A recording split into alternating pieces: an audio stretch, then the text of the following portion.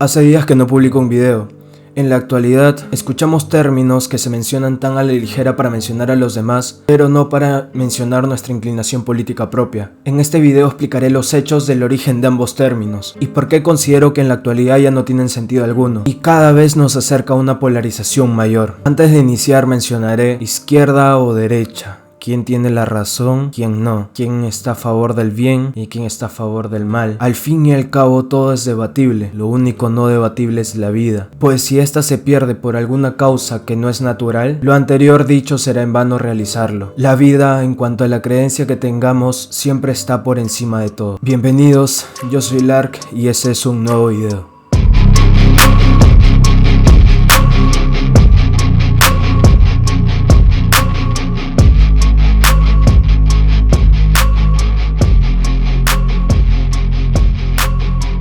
¿Cuál es la historia que conforma este binomio político? Que también encontramos esto en inclinaciones religiosas, en inclinaciones económicas, entre otros, que fueron evolucionando a través del tiempo, tanto como el progresismo o el conservadurismo, pero también de otros de un carácter más extremo o radical. El origen de estas expresiones se remontan ya a un lejano siglo XVIII, para ser exactos en la Revolución Francesa. Esto sucedió en un punto crítico de aquel acontecimiento histórico. Se dispuso en la Asamblea de Estados Generales una reunión que agrupaba a los representantes del clero, la nobleza, la burguesía y el pueblo. Este término proviene que cuando el rey de ese entonces, Luis XVI, la presidía, y los representantes del clero y la nobleza se sentaban al lado derecho del presidente de la asamblea, y los burgueses a favor de la revolución y los representantes del pueblo se sentaban a su lado izquierdo. Esto con los años daría un salto hacia otros países, y se iría adaptando de nuevas formas para estos dos términos. Después de la primera y segunda revolución industrial, a fines del siglo XIX, empezarían formándose términos como capitalismo y socialismo. En cuanto al margen de la Guerra Fría, pasado la Segunda Guerra Mundial, después de la Revolución Rusa con la conformación de la Unión Soviética, se conformarían en el siglo XX dos ejes enfrentados: Estados Unidos con un eje capitalista y liberal en el Estado y la Unión Soviética con un eje socialista en el mismo aspecto estatal.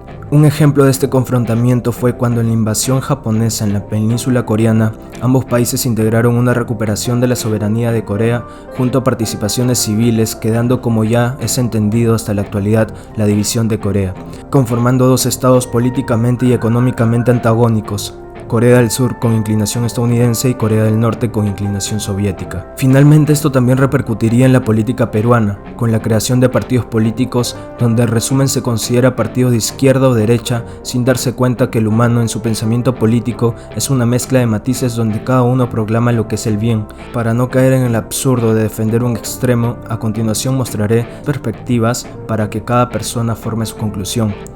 Y opinión personal, caer en el binomio de pensar que existe un lado correcto y el otro lado es totalmente lo opuesto, es de un pensamiento primario no aperturarnos o abrirnos con el fin de recolectar situaciones positivas para el mejoramiento de una sociedad en conjunto. A continuación, presentaré representantes políticos peruanos, congresistas con mayor popularidad del actual gobierno, opinando sobre el lado contrario que considero que militan solo un lado fervientemente. ¿Creen que quizás con esto, presidente, la izquierda, que siempre los ha odiado y los va a seguir odiando, los quiera un poquito más? Pero no han comprendido, presidente, que su tarea no es agradarle a los enemigos, sino actuar como estadistas y ser responsables con el país. Y eso debieron aprenderlo quizás de su propio fundador. Yo puedo decir, presidente, no siendo antifujimorista y tampoco fujimorista, pero sí orgullosamente de derecha, que lo que nos hace grandes no son los apetitos personales, presidente, sino la defensa de ideas y de principios. Y por eso creo que hay que comenzar, presidente, a quitarle apellidos a las ideologías y empezar a hablar con sustancia. Adelantar las elecciones ya, mañana, como sea, no va a resolver la crisis. Va a legitimar a aquellos que creen que los presidentes se pueden cambiar tomando aeropuertos, carreteras o quemando y asesinando policías. Sería entregarle el país a esa izquierda que hoy tiene financiamiento internacional y que ha estado año y medio, presidente, preparándose para la captura total y permanente del poder. Es precipitar la caída de la Constitución que ellos mismos hicieron. Es volver a tener a los políticos de siempre y a los partidos que ya fracasaron de vuelta en este Congreso, con candidatos precarios y finalmente en 2 o 3 años estar en una crisis igual o peor. Con la frente en alto, presidente, y orgulloso, me voy y votaré en contra. Sabrá reconocer la historia que este Parlamento fue un muro de contención frente a la Constituyente, frente al golpismo. Y colegas, van a extrañar un Congreso de derecha. Gracias. Dicen desde algunas bancadas de la derecha que el adelanto de elecciones no soluciona nada, sin reformas, ¿no es cierto? Entonces, ¿cuál es la propuesta de solución de quienes dicen esto?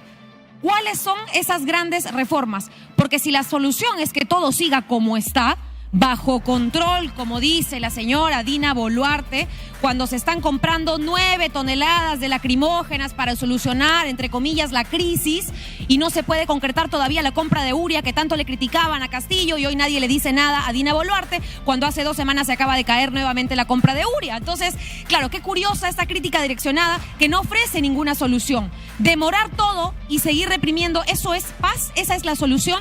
Creo que aquí no es que no se quiera ceder ante la turba, sino que no se quiere ceder el poder, que es otra cosa muy distinta. Y la ironía es que los gobiernos están para gobernar. Y hoy este gobierno que los congresistas de derecha respaldan y sostienen y que aplauden con la confianza, este gobierno no está solucionando absolutamente nada, no está trabajando, no hay gestión. Si realmente hay bancadas de derecha que dicen que se quieren ir el 2023 y no hay nada más detrás, no hay ninguna candidatura o cálculo político, que se sumen a quienes llamamos a que la señora Dina Boluarte renuncie. Porque acá no solamente se habla de represión, se habla de abuso, sino que también se habla de cero gestión para solucionar lo que ocurre en el país. Y en esa defensa debemos ser firmes contra quienes deliberadamente quieren hacerle creer al país que la democracia equivale al asambleísmo, aquella forma de gobierno propia de las tiranías que somete a los individuos al colectivo y solo genera opresión y miseria.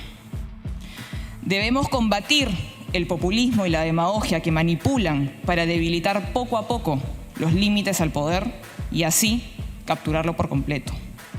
Debemos recordar que el Congreso trasciende a las personas que están de paso por la institución y que hay quienes buscan equiparar la legitimidad del Parlamento con su popularidad, porque saben que si no hay instituciones, si no hay contrapesos, si no hay Congreso, solo existe el caos.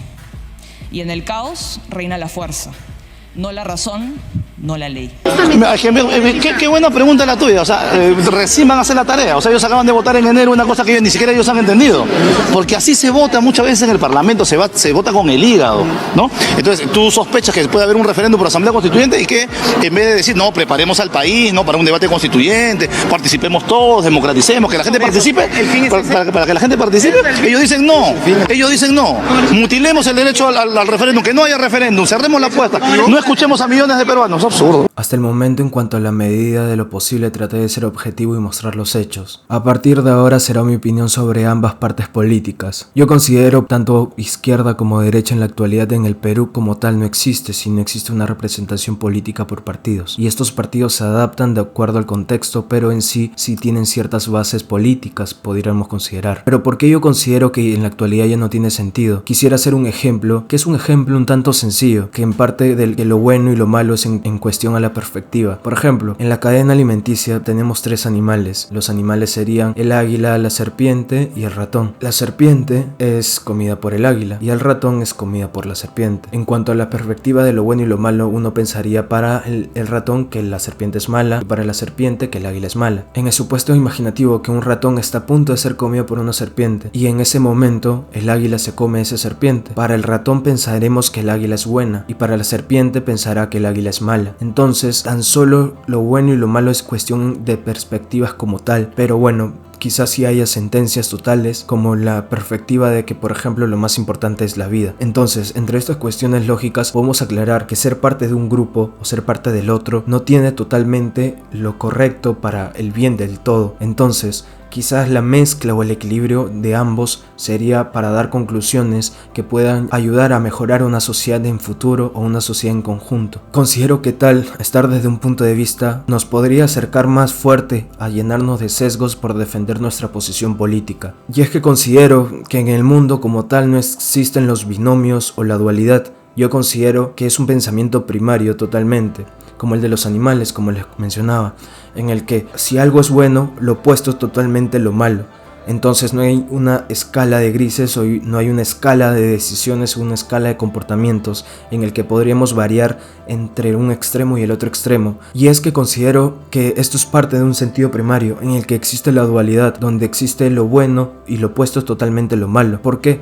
Porque quizás no nos aperturamos a que existe una sectorización de mayor margen que pueda aclarar un mejor aspecto de nuestro propio pensamiento. Por ejemplo, en cuanto a ser de izquierda o de derecha en temas de partes políticas, económicas o sociales, por ejemplo defender derechos del LGTB, pero a su vez en una parte económica tener una parte más de libre mercado y a su vez en la parte política tener un acercamiento más al Estado. Entonces podríamos variar nuestro pensamiento. En algunos casos hay personas que se inclinan en un ámbito que consideraríamos de izquierda y en otro ámbito que consideraríamos de derecha. Quizás sea en la actualidad imposible por tantas estimulaciones que nosotros tenemos en nuestra sociedad y a base de nuestro contexto que generamos nuestros propios juicios para poder nosotros pensar que realmente podemos quedarnos en un solo lado. Entonces, en la actualidad, para mí, mencionar términos como de izquierda o derecha es tan solo para mencionar pensamientos amplios de cómo se puede pensar, pero en realidad son términos que en realidad ni siquiera denotan algo, como por ejemplo, el término conservadurismo denota la palabra de raíz de conservación y la palabra progresismo denota de raíz la palabra progreso, pero izquierda o derecha es tan solo una posición en la cual nosotros nos podemos encontrar. Entonces, no creo que sea